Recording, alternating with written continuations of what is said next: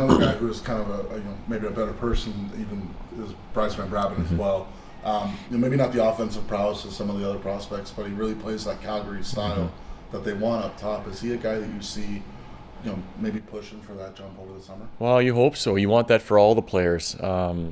With Bryce, he did a lot of the things that we asked him to do this year. He played a bigger, heavier style where he was hard on pucks. He was a physical guy this year for us.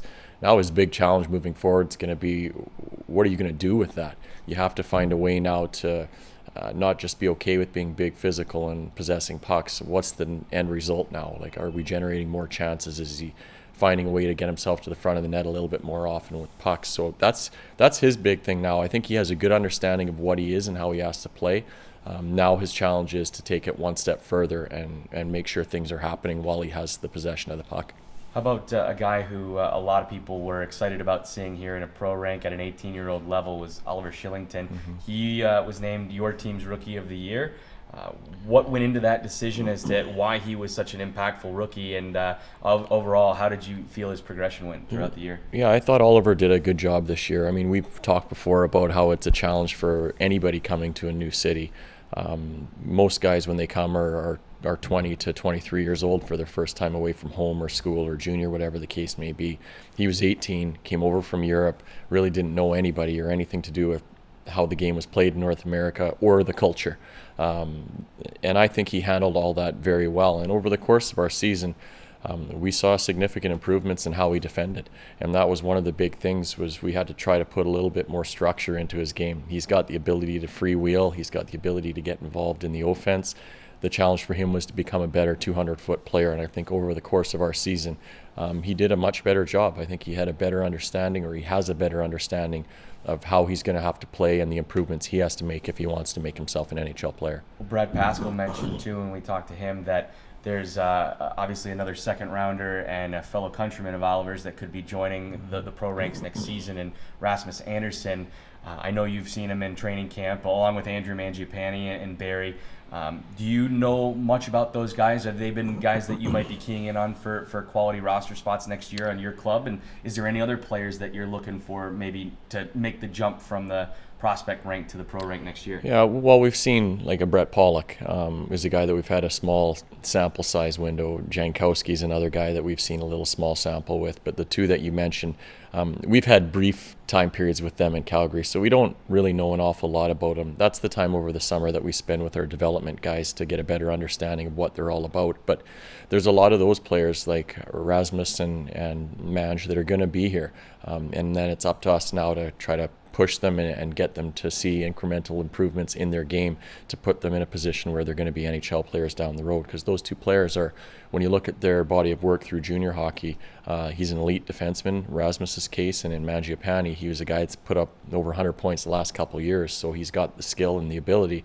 Now it's going to be a matter of him becoming a 200-foot player that can generate still, maybe not at that pace, but generate offense at a professional level.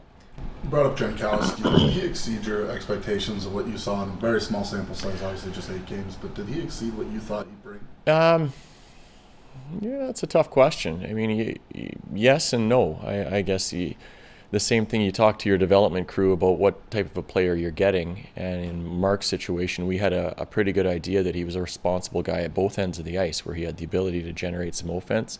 He wasn't going to hurt you defensively, and that's what we saw from him. I think the amount that we used him down the stretch in games that mattered was maybe something that surprised us a little bit, where he seemed to improve each game that he played, and that was a good sign for us, and it's hopefully something that's going to allow him to propel himself through the summer with good workouts, putting on the size and strength, and then lighting a bit of a fire under him to get himself ready for development camp and get himself ready for main camp, because it won't be easy for him next year. And I guess that's the one thing that we'll try to leave him with when he leaves here today. You can't take your success for granted that you had this year. It becomes harder next year, and that's something that the message, I guess, that we want him to understand. Well, that's kind of an interesting point you just made about Jankowski, but that same thing, could that be said about Kenny? Because Ago obviously had a great year for you guys last year in Adirondack, led your team in points, and then again, maybe at the beginning of the season, a bit more of a struggle to get the points, but at the end of the season, he was lights out like he was last year, and especially with the injury to Derek, having someone like him get the points for you when you guys needed it most.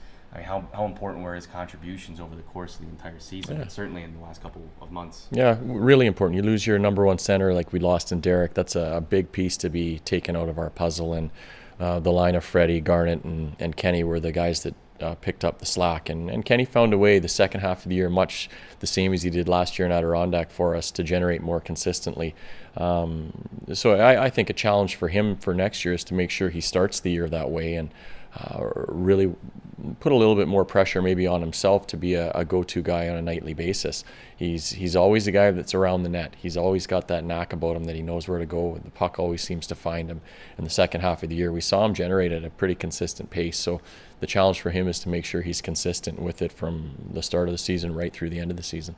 With these exit meetings that you're going through today, what's going to be the messages to the players? Are you mostly going through what you expect of them in the off season, going over what they accomplished this season, what they need to work on? Is that kind of what you go through with players? Yeah, we have lots of stations for them, so they're going to visit with a lot of different people. We give them some feedback as to what we thought. We touch on some things that we expect them to work on, and then we also want to get their feedback on things that we can do differently here and some improvements that we can make to put ourselves, not only in a position to get ourselves into the playoffs, but maybe there's some different things that we can do to help them or the individual player improve down the road as well. So it's a little bit of give and take. In these exit meetings, we want to leave them with some good feedback, but we also want to get a little bit from them as well too. Are you sticking around? I mean, is Stockton how long will you stay in town? Stockton's our home. We're here. Yeah, we'll be here. We're going to, of course, you have your summer vacation with your kids, and we'll deal with some of that stuff. But this is where we are, and we're looking forward to spending our first lengthy summer here in the Bay Area. What about some of the players? I mean, obviously you have facilities here. Will they all disperse? Will some stick around? Yeah. What'll happen in the next few weeks? Most of them will be gone tomorrow. Pretty much all of them. They're very quick to get themselves back to their homes where their off seasons are and get back to their families. So that happens very quickly once your exit meetings are done.